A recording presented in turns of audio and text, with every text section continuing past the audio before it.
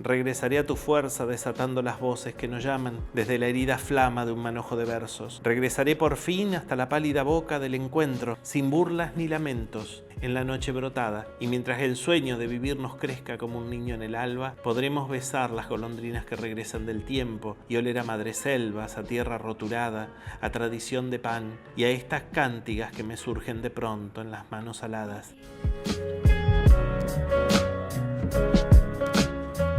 ¿Cómo les va? Bienvenidos a una nueva edición de Dos Lectores. Hoy con un invitado que no es de la literatura, no es una persona que escriba literatura de ficción o que escriba poesía, pero que tiene mucho que ver con la literatura porque él es un investigador, un biólogo. Estamos al lado de Alejandro Giraudo. Bienvenido, Alejandro, al programa. ¿Qué tal? Un gusto. Y le vamos a preguntar un poco a Alejandro algo que está pasando en la literatura y que es la historia de una falta. O sea, hay muchos textos que faltan en la literatura santafesina. Se ha escrito poco. Pero uno de los textos que para mí me parece que tienen más carencia es justamente el tema ambiental, la problemática ambiental. Siempre ha sido una problemática que ha sido abordada desde la ficción, ya sea desde la ficción poética, la poesía, o la poesía, o los testimonios, los recuerdos, las remembranzas, o si no, desde la narrativa, la ficción pura, el cuento, la novela. Recuerdo, por ejemplo, la novela de Carlos Antoniazzi, Agua Quemada, en donde plantea el tema de un mundo que se queda sin agua, de un lugar, una zona que se queda sin agua, los espejos de agua desaparecen, bueno, más o menos lo que está pasando ahora. Pero falta esos textos de a pie, esos textos directos, esos textos que tampoco son textos periodísticos, que lleguen a todo el mundo y que hagan tomar conciencia del problema que estamos teniendo. ¿Estamos devastando la naturaleza? ¿Qué pasa en nuestra realidad, en nuestro entorno? Sí, la realidad es que los humanos estamos teniendo el mismo impacto que tuvo un meteorito que cayó hace 60 millones de años, llenó de polvo la Tierra, las plantas dejaron de fotosintetizar y se extinguió el 85% de toda la flora y fauna que existía en el planeta. Eso fue la famosa extinción de los dinosaurios. Hubo 5 extinciones, una peor que esas abarcó el 95% de las especies y fue también por un cambio climático abrupto. Bueno, los humanos estamos provocando eso, aunque somos la especie, paradójicamente la especie más racional, o sea, los humanos nos diferenciamos del resto de los animales por ser racionales, claramente, además por tener moral, o sea, distinguimos lo que está bien de lo que está mal, y además por la libertad, ¿no? Que es un principio por el cual incluso luchamos.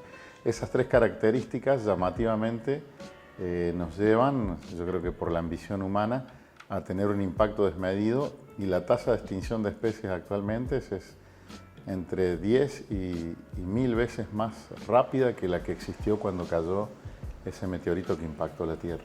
Decime, Alejandro, ¿fue en el último siglo, en el siglo pasado, que se produjo esta hecatombe? Sí, básicamente hay 2 hitos importantes. Uno es la invención de la agricultura, ¿no? La invención de la agricultura significa que el hombre deja de ser un cazador-recolector. Los cazadores-recolectores no aumentaban poblacionalmente porque dependían de la cantidad de animales que cazaban. Cuando viene la agricultura, lo que ocurre es que el hombre empieza a poder cultivar y domesticar unas pocas especies y vivir gracias a esas especies, ¿no? Y eso verdaderamente empieza a traer lo que son las ciudades-estado. O sea, los pueblos que cultivaban empiezan a hacer construcciones y ahí también las sociedades se empiezan a transformar en clases. Los cazadores-recolectores tienen sociedades que son todos más o menos iguales. En cambio, en las sociedades agrícolas vos tenés el que cultiva, el que cuida el cultivo, el que le reza al Dios para que llueva y el cultivo ande bien, el que comercia el cultivo, y bueno, y ya ahí se fueron estratificando la sociedad y se volvieron sedentarios los humanos gracias a los cultivos. Y después, bueno, el toque final lo da la revolución industrial y la revolución médica, ¿no? La revolución industrial nos da petróleo para inventar máquinas y empezar a cultivar y a deforestar a un nivel que nunca se había conocido, todo lo que es la tecnología también.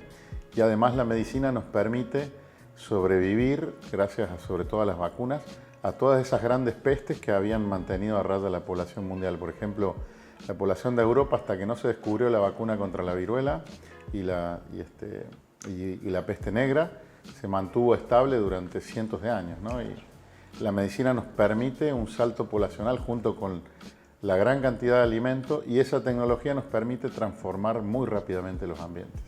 Decime, el litoral argentino, vos sos un tipo que viaja mucho, sos un tipo que anda por varias regiones, porque vivís al lado vivís en la naturaleza. Sí.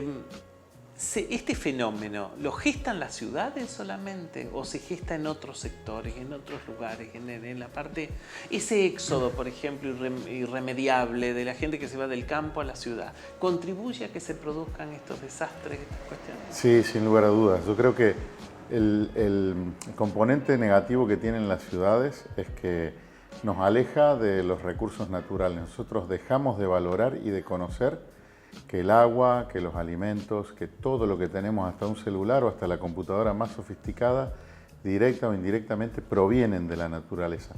Entonces vivimos una vida artificial en donde creemos que el alimento sale del supermercado y no de la vaca que se cría o del pez que se captura en el río. Y esa disociación, la llamo yo, esa disociación naturaleza-sociedad, hace que las sociedades no reconozcan más que dependemos todavía de la naturaleza. Por ejemplo, en la provisión de agua, en la fertilidad de los suelos, en el clima que regulan los bosques. Y esa disociación también hace que tengamos decisores políticos que también desconocen eso. ¿Está? Y eso hace que tengamos, digamos, que dentro de nuestra lista de valores, que antes los cazadores-recolectores, la naturaleza era una deidad, eran parte de la naturaleza y ellos respetaban enormemente la naturaleza. Eso, por ejemplo, se refleja en películas como Avatar, ¿no es cierto? Como Avatar. Era un poco así, ¿no? Eso se ha perdido y ya nuestras escalas de valores cambiaron y ahora yo creo que estamos en un mundo más materialista y las ciudades también son centros de consumo de energía enorme. Consumimos mucha energía, consumimos muchos recursos y generamos mucha basura y contaminantes que terminan afectando al ambiente. Decime, Alejandro, ¿cómo hacemos para revertirlo? ¿Se puede? Sí, yo creo que ¿Estamos se a tiempo? puede. Sí, yo creo que se puede y bueno, la comunicación, la literatura es algo fundamental. Fíjate vos que los humanos tenemos otra característica muy notable respecto a otros animales silvestres. Un humano que nace aquí o nace, vamos a suponer, en Irán, o que nace en China, o que nace en Rusia, o en África, cuando nacen somos básicamente, genéticamente y estructuralmente iguales, tenemos las mismas necesidades, tomar leche de las mamás, tenemos las mismas necesidades. Pero la diferencia de los humanos es que somos tal vez el único animal que la sociedad y la cultura nos forma determinadamente. Si yo tomo dos gemelos de aquí y uno lo mando a África y otro lo crío aquí, van a ser como adultos, aunque sean genéticamente iguales, dos personas completamente diferentes. O sea, la cultura nos modela. Entonces, el punto es, ¿qué estamos aprendiendo nosotros para enfrentar este desafío ambiental, como el cambio climático, como la zoonosis, como el COVID, que es resultado de una agresión al ambiente? ¿Qué estamos haciendo para cambiar eso? Yo estoy convencido que podemos cambiar en muy pocas generaciones, una o dos generaciones, pero debería haber una decisión de los grandes poderes de la Tierra, los principales gobernantes del planeta, digamos, como por ejemplo en algún momento el fascismo era una amenaza y se juntaron incluso ideologías distintas, Rusia, Estados Unidos, Gran Bretaña, y pelearon contra una amenaza mundial. Yo creo que estamos en la misma situación. Se tienen que juntar los líderes mundiales, los científicos, y como pasó en el COVID, la sociedad, los científicos y obviamente el sector político tienen que actuar para generar personas que en una o dos generaciones tengan una actitud diferente con el ambiente.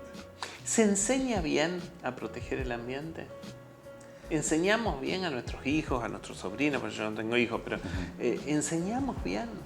Y yo creo que a veces hay algunas deficiencias, sobre todo en las ciudades. Yo creo que para enseñar del ambiente tenemos que aprovechar todo lo que tenemos alrededor. Hay, por ejemplo, un texto de un norteamericano y unos mexicanos y cubanos que hicieron un manual que se llama Enseñanza de la ecología en el patio de la escuela. Yo puedo enseñar sobre el ambiente, pero no lo puedo hacer solamente dentro de un aula. En algún momento tengo que ir a la plaza más cercana, mirar los árboles, las hojas, cómo hacen las hormigas sus nidos, ver los pájaros. Tengo que Y justamente en Santa Fe tenemos un lugar privilegiado porque tenemos lagunas, tenemos lugares muy lindos cerca. Y me parece que falta ese acercamiento a la naturaleza en donde uno, además de estudiarlo en el aula, tiene que ir de primera mano a enseñar sobre la naturaleza. Y no enseñar cargándole los problemas ambientales a los niños, sino enseñar de una manera constructiva, mostrándole lo importante que es la naturaleza. Y después, más grandes, entenderán los problemas ambientales, pero a veces no asustarlos, porque obviamente si yo a un niño le digo nos vamos a extinguir porque el clima cambia, y yo lo estoy asustando y él va a no querer hacerse cargo de un problema, porque justamente está en un momento en donde él debería conocer para valorar y después plantearle los problemas posteriormente cuando él conoce y valora la naturaleza. Vos sabés que yo lo que noto es que muchas veces la destrucción masiva que hacemos, que hacemos todos, porque todos tenemos que intervenir, se hace porque se desconoce. En parte yo creo que es ignorancia, estoy de acuerdo con vos. Hay un poco de ignorancia.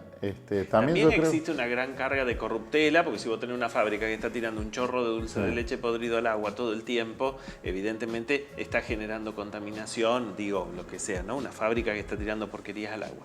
Eso es, y está, bueno, tiene una salida trucha que la paga mediante coimas y demás. Eso sí sabe que está haciendo daño, pero la gente de a pie muchas veces lo hace. Sí, yo creo que hay un poco de ignorancia, pero esa no es la gente que está decidiendo el futuro ambiental del planeta.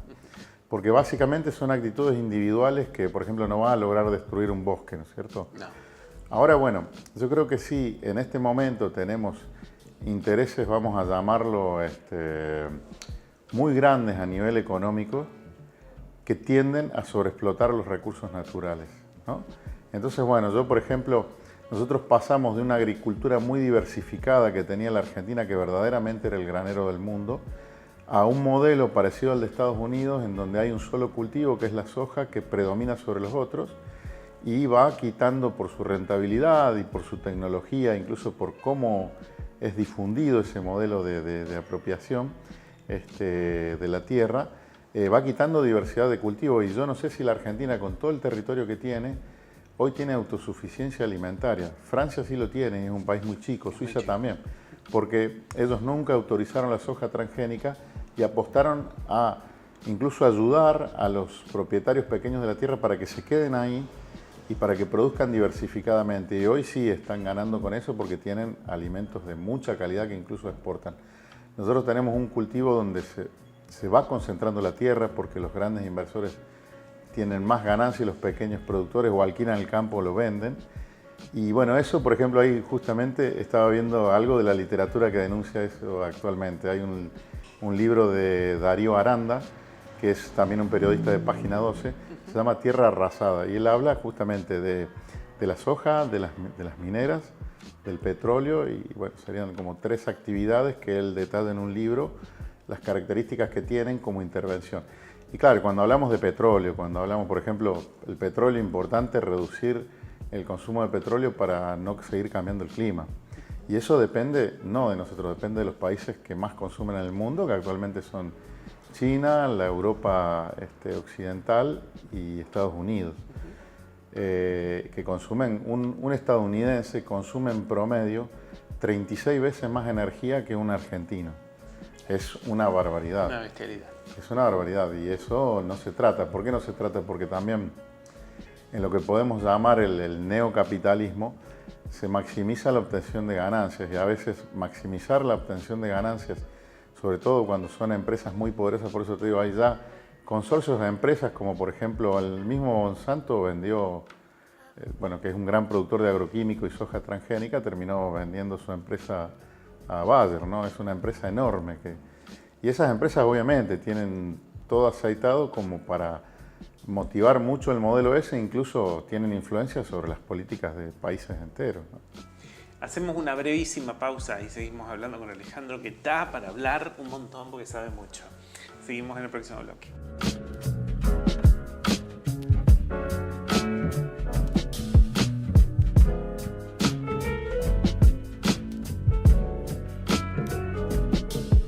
Las obras no paran. Los vecinos de Camino Viejo ya disfrutan la transformación del barrio. En Los Hornos los trabajos avanzan a paso firme, al igual que en Yapeyú, La Ranita, San Agustín y Loyola. Mirá todo lo que estamos haciendo en santafeciudad.gov.ar. Estamos cumpliendo. Estamos haciendo una ciudad mejor. Municipalidad de Santa Fe Capital. Logramos, a pesar de tiempos tan particulares, avanzar en consolidar una institución de puertas abiertas con un consejo más abierto, más transparente y más participativo. Mirá todo lo que hicimos en www.consejosantafe.gov.ar.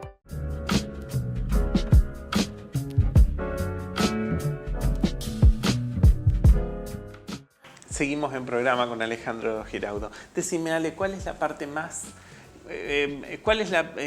para el que no conoce, en Santa Fe, ¿cuál es la parte más perjudicada de la geografía a nivel, digamos, a nivel abuso sobre la tierra, ¿no? Y la que está en más peligro? Bueno, sin duda la parte centro y sur de Santa Fe, que es la parte que ha sido cultivada tradicionalmente con cultivos industrializados. Ahí prácticamente no quedan ecosistemas naturales que eran los pastizales pampeanos, en donde, por ejemplo, vivía el venado de las Pampas, venado tuerto justamente por la historia de un venado, y esos animales se han extinguido de la provincia, la mayoría, y esos ecosistemas prácticamente han desaparecido.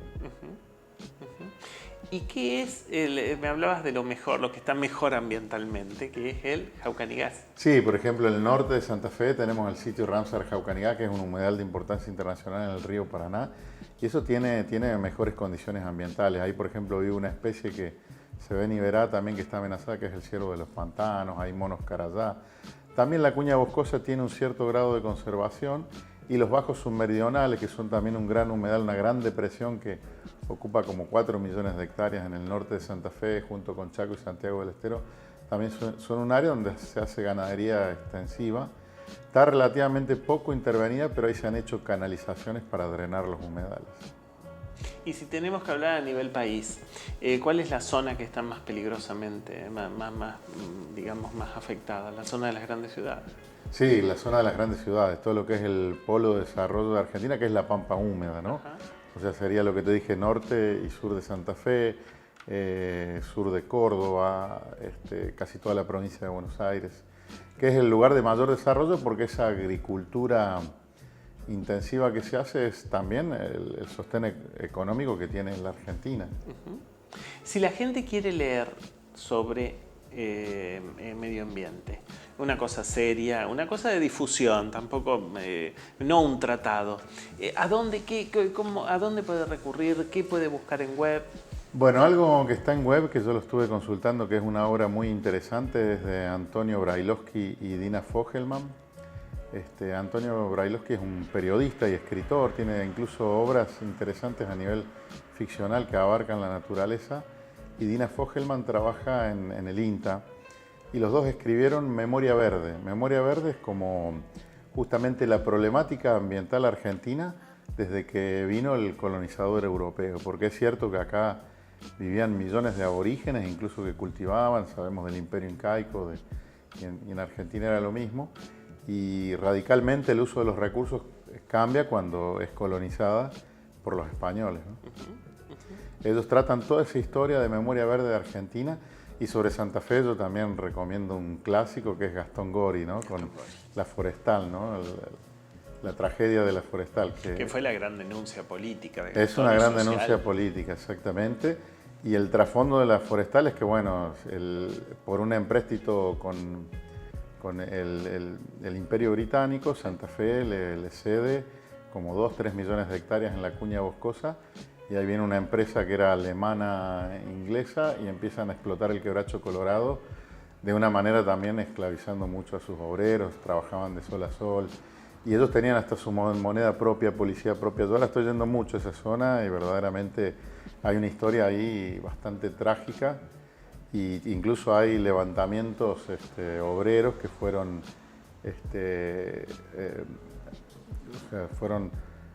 aquietados con una represión brutal, con muertos, verdaderamente. Sí. Aparte quedó devastado el norte. Sí, se llevaron miles de toneladas de quebracho. De hecho, se calcula que se llevaron como 100 veces más en dinero de lo que nos había prestado el gobierno británico.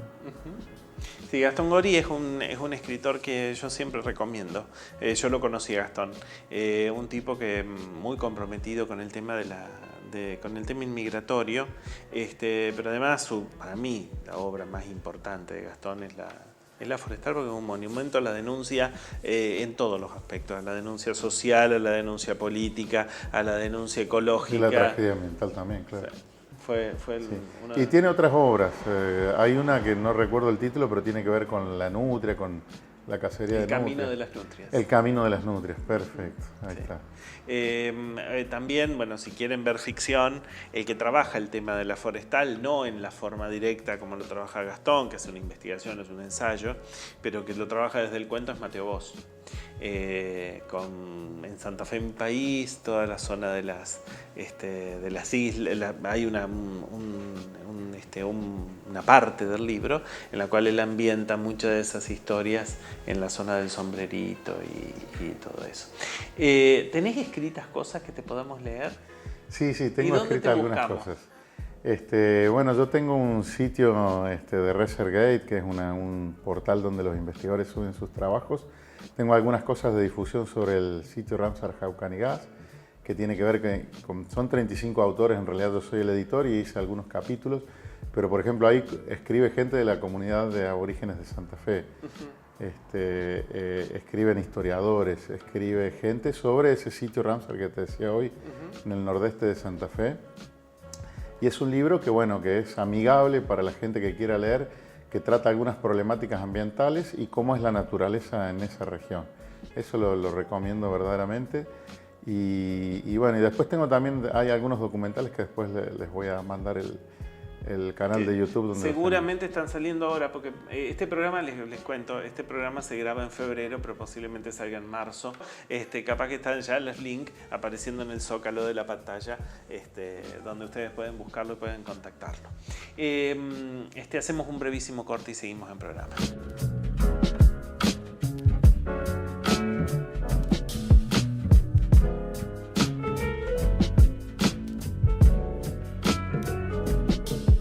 Las obras no paran.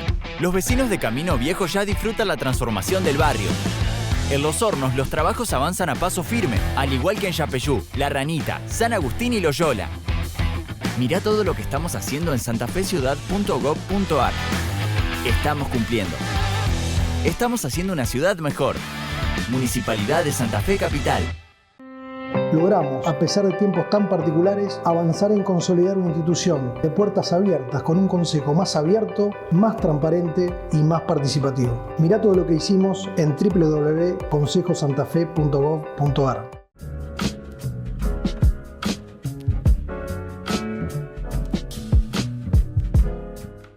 Seguimos en el programa. Vos sabés que recién hablando en el bloque con Alejandro, en el corte, hacíamos este tema, ¿no? De que nunca las políticas ambientales tienen preeminencia respecto de otras políticas, ¿no? Haciendo una comparación, hay un escritor santafesino que se llamó Diego Oxley. Los otros días me tocó leer un texto de Diego Oxley y un texto de otro escritor santafesino, ¿no? Y Diego Oxley y un texto de Morán, de Carlos Morán. Y los dos pintan la misma situación. Oxley pinta el pescador, el hombre que él basó su obra en el hombre que se metía en la isla y vivía apartado de todo, encerrado en su entorno, ¿no? Y veías al tipo ese que pescaba, sacaba, que era casi como una ceremonia religiosa, el tema del disfrute del entorno, del vivir de ese entorno y demás.